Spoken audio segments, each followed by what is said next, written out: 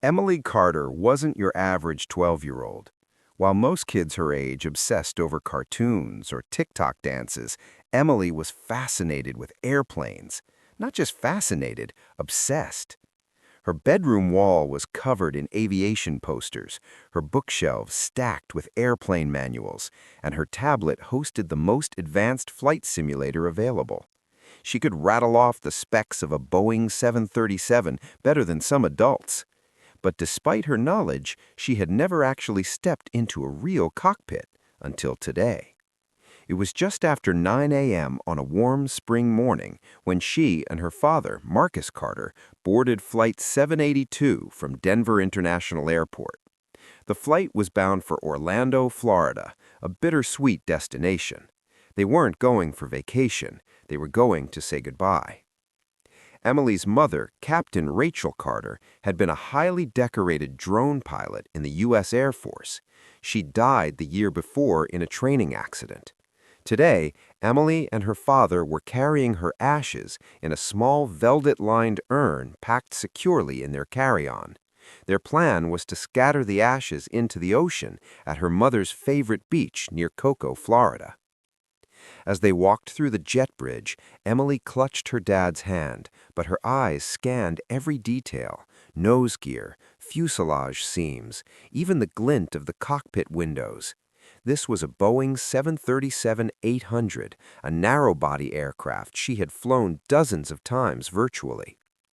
Inside the plane, they were greeted by two friendly flight attendants. One of them, a woman named Claire, noticed the way Emily stared at the cockpit. "You like planes, huh?" she smiled. "I love them," Emily replied without hesitation. "Well, maybe the captain can wave at you before we take off." Emily grinned as they walked down the aisle to their seats, 16A and 16B, window and middle.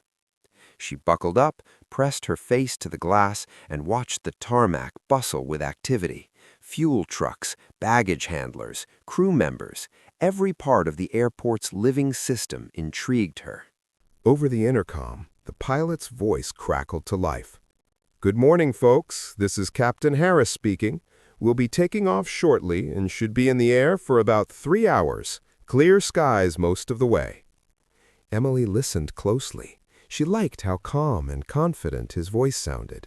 She liked knowing the name of the person flying her plane. She wondered what he looked like, what kind of pilot he was. But mostly, she imagined herself up there, flipping switches, talking to air traffic control, feeling the power of jet engines at her fingertips. The engines roared to life. The plane taxied to the runway and paused. Emily counted in her head. 5. And then the jet surged forward, pressing her back into her seat. She smiled. Takeoff was her favorite part. Up and up they climbed, breaking through the clouds into blue sky. The seatbelt sign turned off. Her father reached into his bag and pulled out a small photo of Rachel. "She'd be proud of you," he said quietly. Emily nodded, eyes still on the sky. They were now cruising at 30,000 feet with nothing but smooth skies ahead. Flight attendants served drinks. Passengers settled in with headphones, books, and naps. It felt like every other uneventful flight Emily had ever taken. But 23 minutes later, that changed. It began with a flicker. Emily noticed something odd in the cockpit when a flight attendant delivered coffee. The co-pilot, Officer Delgado, leaned back awkwardly, rubbing his eyes. His mouth moved like he was mumbling. A moment later, he slumped forward. Seconds later, Captain Harris dropped his coffee. He was sweating. Then he stopped moving entirely. Emily sat upright. "Dad, something's wrong!" Her father looked confused. "What do you mean?" "The pilots! Something's wrong with them. They're not moving." Just then, the cockpit door swung open slightly, and Claire rushed in. She reappeared moments later, face pale, eyes wide. Her voice cracked over the intercom. "Ladies and gentlemen, we are experiencing a technical issue.